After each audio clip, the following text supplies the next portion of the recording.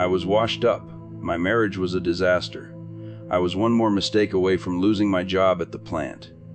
I was drinking myself unconscious to forget my problems and waking up suffocating under new regrets.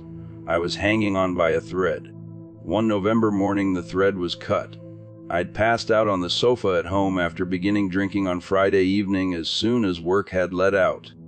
I remembered the first bar I went in and how good that first drink tasted. It was a shot of rye, neat, and it lit a fire in my belly. I felt good, so I ordered another. After that, there was nothing until my eyelids opened and the pain punched me in the face. I groaned. Hangovers are a lesson that getting drunk is a mistake.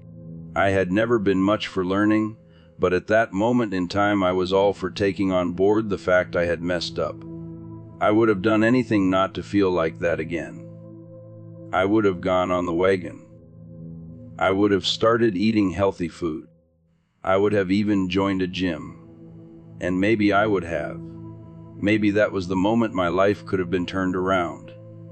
Only as I lay there reeling from the hurt in my head that had spread to my guts, I realized someone was standing over me.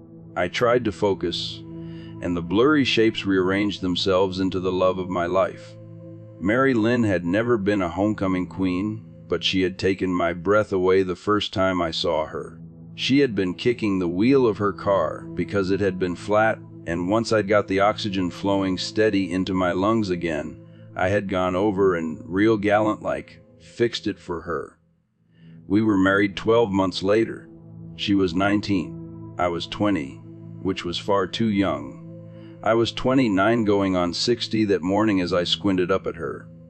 I braced myself for her to start yelling at me, which was the main way we had been communicating for a while.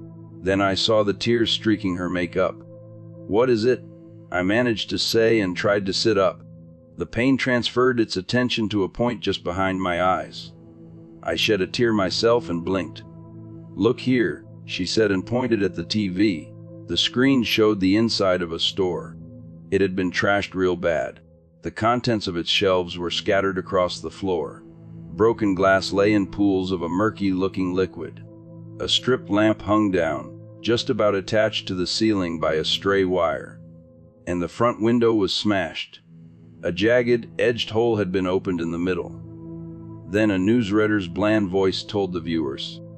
The shocked owner was met by this sight when he went to open up his family business at 5 a.m. this morning. Police would like to speak to this man who was captured on the shop's CCTV. A fuzzy image appeared, a man, unshaven and wild-eyed, standing amid the wreckage. It was me. I looked at Mary Lynn. "I don't remember," I began. She turned away. "Get out," she said, "and don't come back." If I had been stronger, I would have gone to the police station and turned myself in. I would have taken what I deserved for my unacceptable drunken behavior. But all I could dredge up inside me as I stumbled out into the street was a spiraling sense of self-disgust and fear. I'd lost my wife. I would lose my job. The prospect of prison terrified me. I needed to get away before someone recognized me on the rolling TV news and gave the police my name. That was all I could think of. I went to the coach station and bought a ticket that would take me away from everything I had ever known. It took 5 days to reach the last stop on the line, and then I started hitching rides. The drivers liked to talk. One man, who smelt worse than I did after a week in the same clothes, told me he knew a place that was hiring if I was looking for work. It's a no-questions-asked type of place, he told me. He smoked constantly as he drove and kept his window wound down to flick the ash out. I was shivering with cold, and my teeth were chattering when I replied, "Essa sounds like my type of place. How much further is it?" "Well," he answered, pausing to light yet another cigarette, "you need to keep heading north till you hit the Arctic Circle, and then keep going, beyond a town that old-timers like me still call Barrow. There are no signposts for the place I'm talking about, but it's as good a hiding place as any for a man who's running away." Saying this, he turned and gave me a wink. I shivered some more, and this time it was not because of the cold. I hadn't told this man about what had happened. Hadn't breathed a word of it to anybody. I guess it must just have showed in my face. He dropped me off at an intersection. A gas station, a diner, and a motel huddled together around the road, as if they were trying to keep warm in the cold. By now the bitter temperature felt like it had seeped into my bones, and I was not sure I would ever feel warm again. I checked into the motel. It was only early afternoon, but the sunlight was already bleeding out.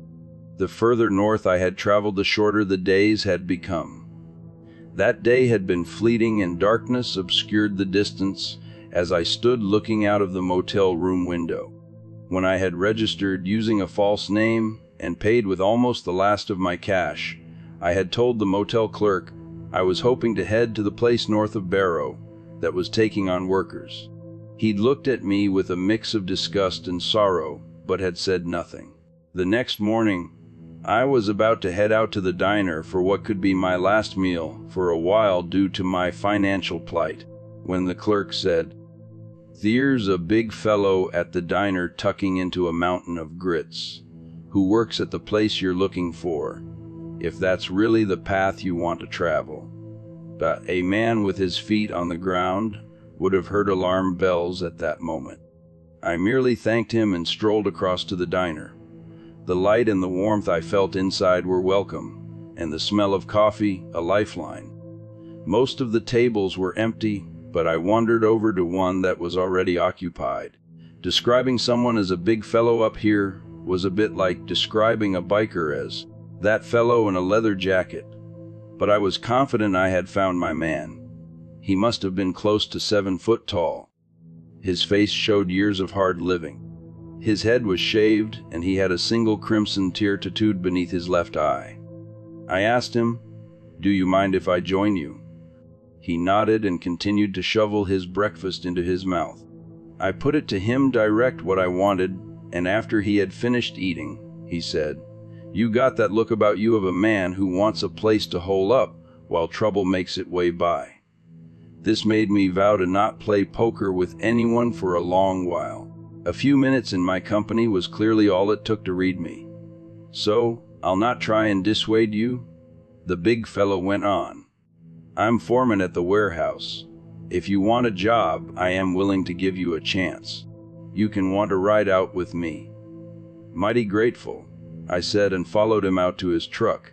He moved with an easy grace that belied his size and did not seem to notice the cold.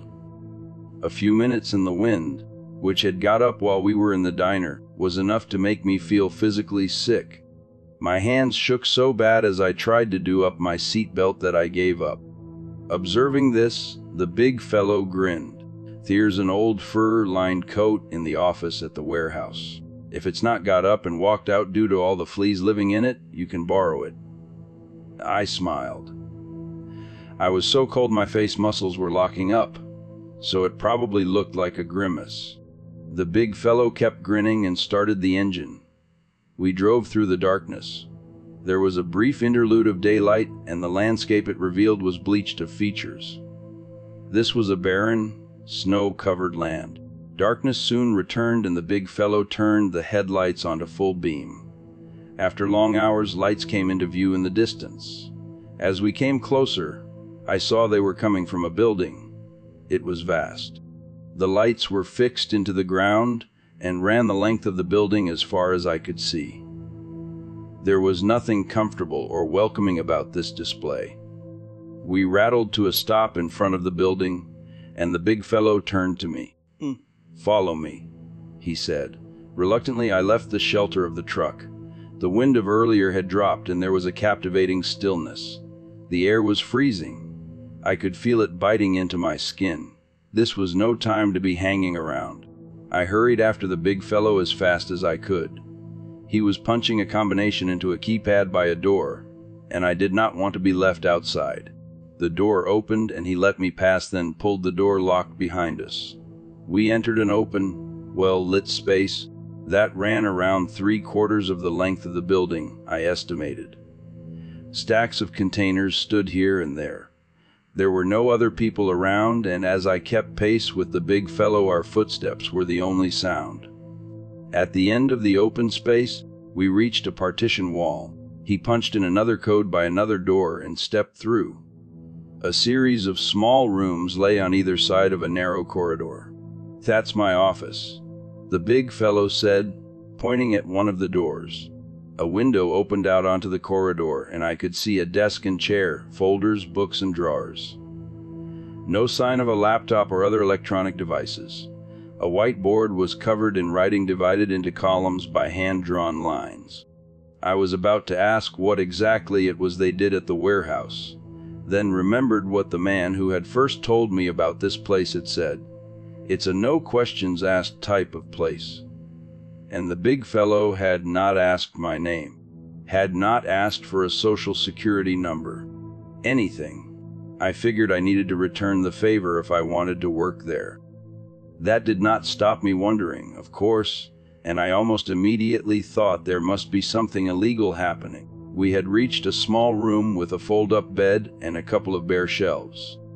"You'll be sleeping here," the big fellow said. "Try and get some rest. You'll be pulling 12-hour shifts, and the first one starts in under 6. I'll leave that coat just outside." With that, he headed off.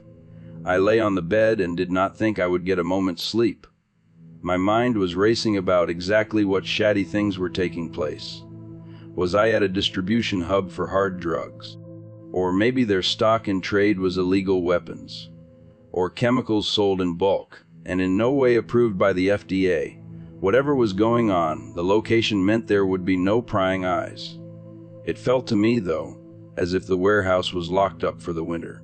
Come spring, the network would reopen. But for now, the building was still enveloped in a wilderness beyond which a different world existed. One of bustling cities and the internet, of Friday night drinks and shopping malls. One which was just a memory. "Rise and shine, boy," a voice said, and I opened my eyes. I must have drifted off after all. The man who was standing looking down at me appeared to be in his 40s. He wore a long coat which reached down to his calves. His hair was completely gray. A fat scar ran the length of one of his cheeks. As with the big fellow's tear tattoo, no questions meant. How he got this had to remain a mystery. That was probably for the best, I decided. Now I had had time to think. I was realizing what a jerk I had been. Running all the way out here to this strange place because I had panicked and freaked out. Before I had been looking at charges for criminal damage, something like that. I was no lawyer, but now I had the feeling I was a bit part player in some major operation. As soon as I could, I would get out of there, get myself home and face the music. Scar, Cheek clearly did not share the big fellow's habit of smiling easily. "You going to shift it, boy?" he said with a sneer. "I've got to show you the ropes before I get my head down. Come on." He pointed one of his thumbs at the door. I went with the flow. He took me outside, where he started by showing me the generator sheltered around the rear of the building. "This beast is more important than your mama," he told me. "It's connected to a control panel inside where we set the levels for the exterior and the internal lights, and without it we got no light. Apart from in the hours of daylight." I chipped in. He looked at me like I was a complete idiot. "Boy," he said, "we are in the polar night now. The sun is set for the last time for 2 months, and it will be dark 24 hours a day for the next 67 days. I wrapped my arms around myself. I was mighty thankful for the coat the big fellow had left for me. It was worn and filthy, but it was fur-lined and had taken the edge of the cold when I had first stepped outside. As I took on board what Scar, Cheek had said, the comfort offered by the coat seemed to fall away. There was no way I could handle 2 months of darkness. Apparently oblivious to my growing misery, but more likely, simply not caring, Scar, Cheek began to list a daily routine of maintenance checks I would have to do. Then he said, "And when the road can be used again, wet." I spluttered. Again, he gave me the "what kind of fool are you" look and said, "We're going nowhere until the sun rises again in January." He carried on giving me my instructions, but I was no longer listening. and by the time he left me to begin my shift, my mood was as bleak as my surroundings, and I worked through my checklist without paying much attention to what I was doing. One of my tasks was to do a manual check of all the exterior lights.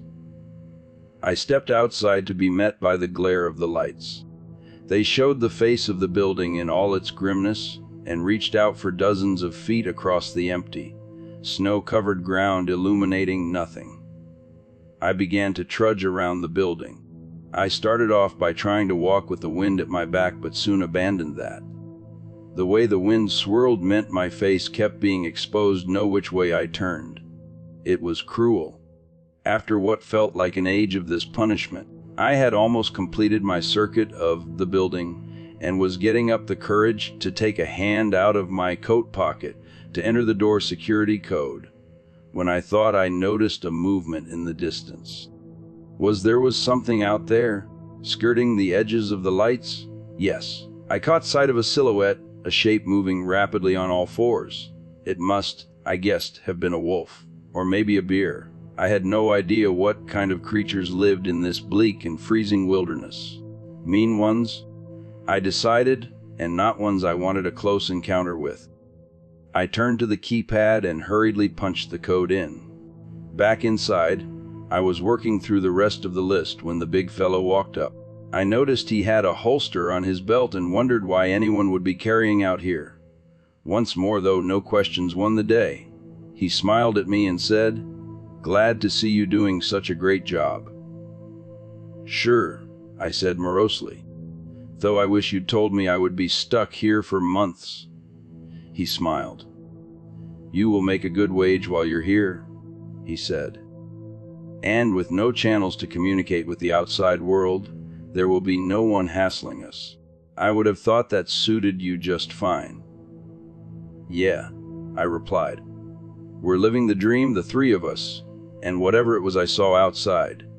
The smile stayed on his face, but there was a harder edge to his expression when he said, "They're a creature that's particular to these parts.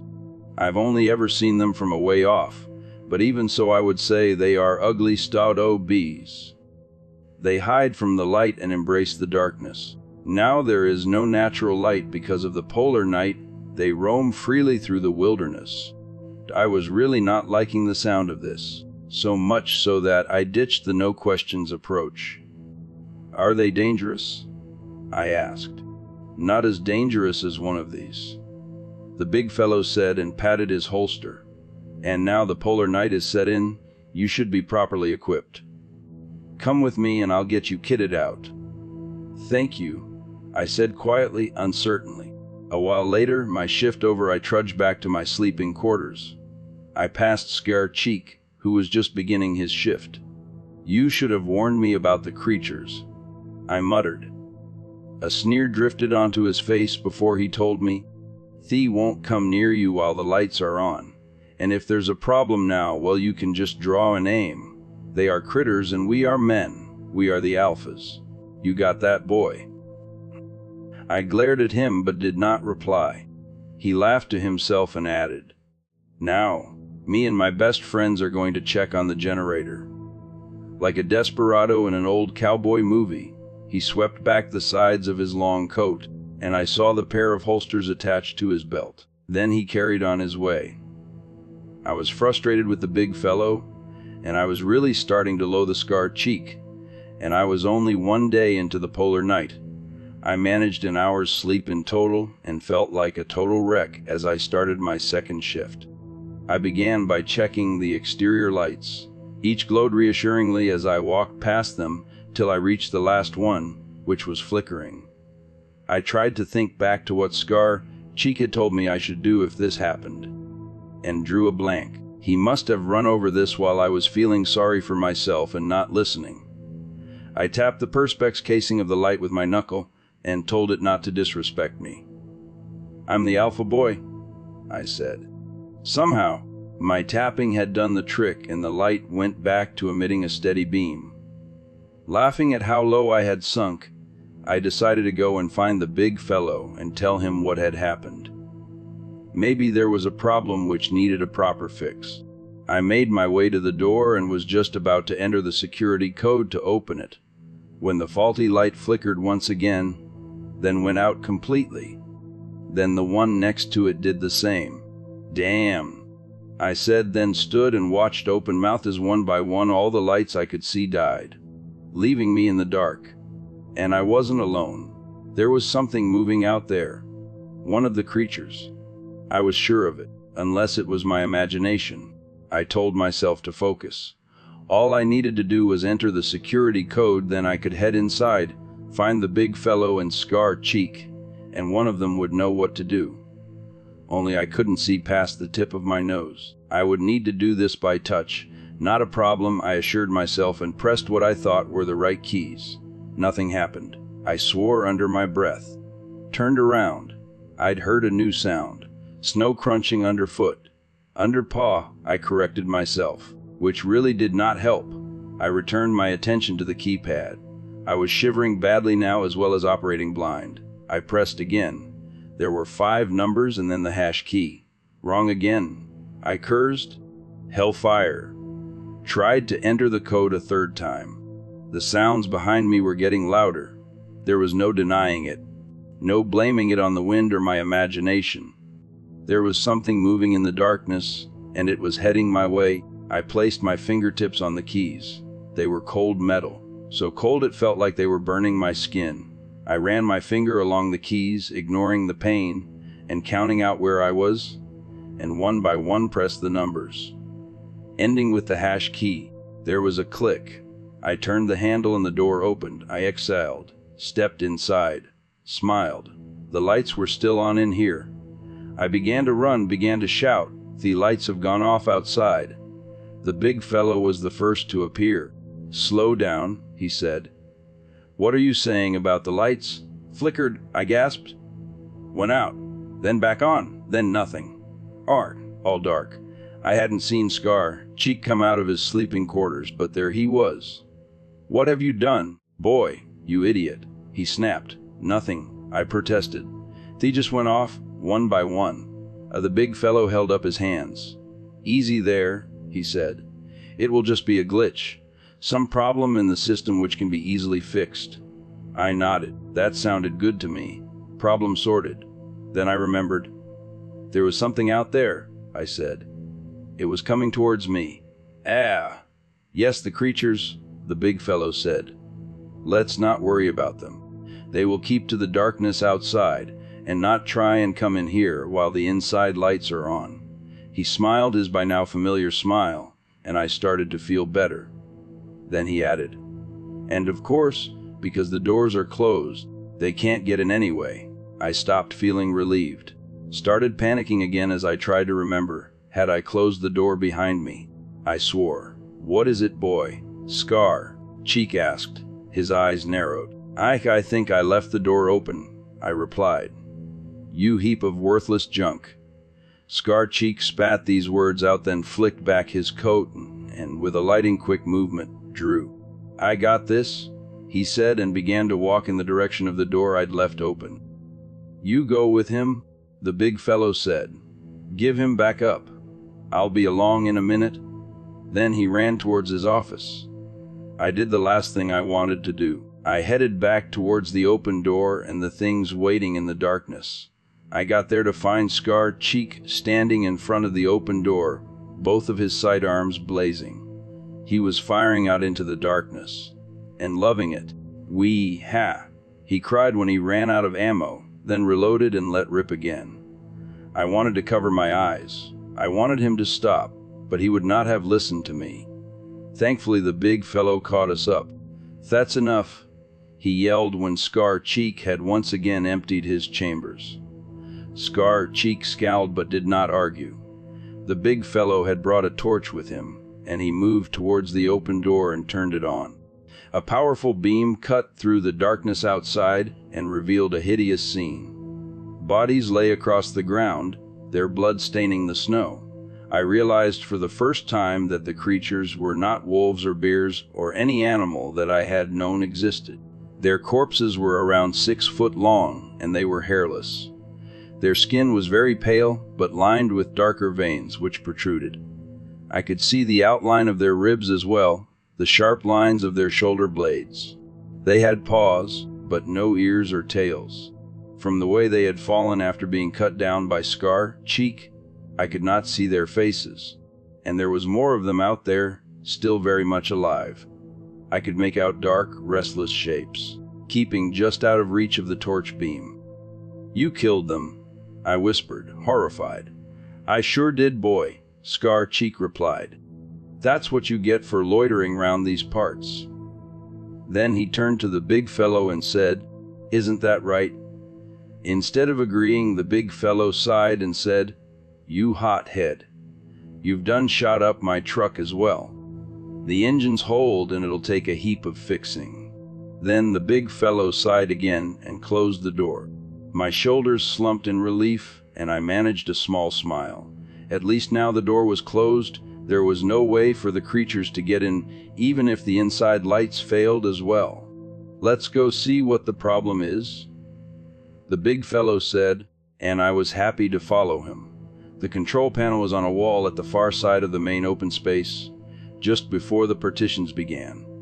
Dozens of switches and dials were set into it. The big fellow studied it, then frowned. "It's a connection issue," he said. "Most likely, a cable has come loose."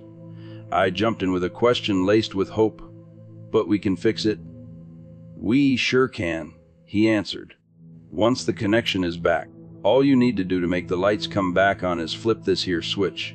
He placed a hand on a red lever in the center of the panel. "It is real simple." "Great," I said. "So, where's the loose cable?" "Outside," he replied. My guts tightened, and all of a sudden my mouth was so dry I could not swallow. When I said, "What?" the word came out so quietly I doubt either of them heard. They were already busy anyway. Scar Cheek was reloading, and the big fellow was bringing out 2 more of the torches and holding them out. I wanted to protest, to say, "There is no way I am going out there." But, instead, I meekly took one of the torches from him. Once again, I must have been broadcasting my feelings. The big fellow looked down at me, looked me in the eye, and said, "Has anyone ever told you you have a negative attitude?" The Scar Cheek chuckled at this. I had no reply and trailed after them as they headed back to the door that had been safely closed 15 minutes before. It opened silently and, holding their torches in front of them, they stepped out. I followed. The first thing I did was almost fall over one of the corpses. I steadied myself. "Move in circles as you walk, pointing your torch forwards," the big fellow told me. "That way the creatures will keep their distance." Who? I replied and span slowly round in a circle. The beam of my torch picked out yet more of the creatures as they flinched and moved back, too quickly for me to see more than a pale limb. I kept circling and moved forwards as I did so. The light continued to keep them at bay. The mouth of one was momentarily illuminated for a second, and I glimpsed bared teeth, then it slipped back into the cover of darkness. Our progress was slow, tortuously so to me, but eventually we reached the cluster of cables and equipment, at the heart of which sat the generator. "You two give me cover," the big fellow said, and, as Scar Cheek and I created crisscrossing barriers of light, he got to work. After 10 minutes or so he grunted. "I think that's fixed it," he said. "Now let's get back inside." We retreated back towards the door. "Not far now," I said, and then I stumbled. Fell. I landed on the corpse I had tripped over. My torch hit the ground, the beam pointing impotently upwards. The beams of the others' torches hit me in the eye. They'd seen what had happened and both cursed me. "I'm sorry," I said. "I'm sorry." The corpse was still warm, its skin hard where my hands touched it as I struggled to push myself upwards, until I felt something tug at my leg. Then a shot rang out, close and loud. I flinched but managed to grab hold of my torch and swing it towards my leg, where I saw the body of a creature. The top of its skull had been split open, and it wore a mask of blood. It twitched, then fell still. I felt something pulling at my collar. Looked up. It was the big fellow, and he was hauling me to my feet with one hand, In his other he held the weapon he had used to dispatch the creature before it had bitten me. Next to him, Scar Cheek was moving his torch rapidly in a circle encompassing the three of us. A solid wall of shadowy figures encircled us, held back only by the light I knew. Jet back to back. We rotate together, the big fellow said. I did as I was told, and we resumed our journey of a few feet to the door in the sanctuary beyond. The big fellow entered the code, and I saw the light inside as he opened the door. I followed him into the warehouse. Scar Cheek lingered. The big fellow hissed at him. "What are you doing?" "One more for luck," he said and drew. I saw one of the dark shapes fall, Scar Cheek grinning and lowering his torch as he turned and stepped towards the door. Then his body tensed, his eyes turned upwards, and his knees buckled. He fell face forwards onto the ground, and I saw the bloody gash that ran the length of his spine. I saw extended claws. They were razor sharp, tipped with blood. Then the creature scurrying away from the light of my torch. "We have to help him," I yelled and lurched forwards towards Scar Cheek. "Leave him, you fool," the big fellow shouted. "He's dead. We need to get this door closed." "We can't just leave him," I yelled back. "No." The big fellow screamed the word at me, and I retreated back through the open door, just as the inside lights flickered then failed. It was dark inside now as well. I cried out, "You didn't fix it, you made it worse." "Go to hell," the big fellow screamed. I turned my torch towards him, saw he was trying to close the door, but couldn't, because the creatures were coming in. I scrambled backwards. My torch made patterns on the floor where it hung in my faltering grasp. I swung it back upwards to where the big fellow was. The creatures jumping up at him were reaching his throat easily. Big as he was, their claws were slashing at him. Blood spurted out. The light of my torch made them break away, and I hurried towards the big fellow. He was staggering, holding his right hand to his wounds. Blood flowed through his fingers. With his other hand he pointed his torchlight at the open door, keeping more of the creatures from coming in, I realized. I began to turn my torch in a circle. "The switch," I said. "Will it still work?" He looked at me and tried to speak. Blood bubbled inside his mouth, then began to spill out. His legs buckled and he fell. I stood there helplessly and looked down at his body. My hand was shaking so much, the beam from my torch jerked about crazily. I forced myself to hold it steady and once more began to move it in a circle. I saw teeth bared, claws raised, and the arched backs of the creatures as they approached me. I saw them in glimpses, in moments, as the beam of light passed over them. They were 10 feet away, 8. I could not keep them all at bay.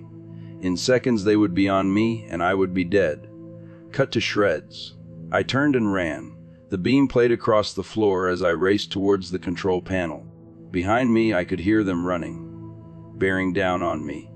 But I could not look back. I could not stop. I ran. I was struggling to breathe. Sweat flew from me.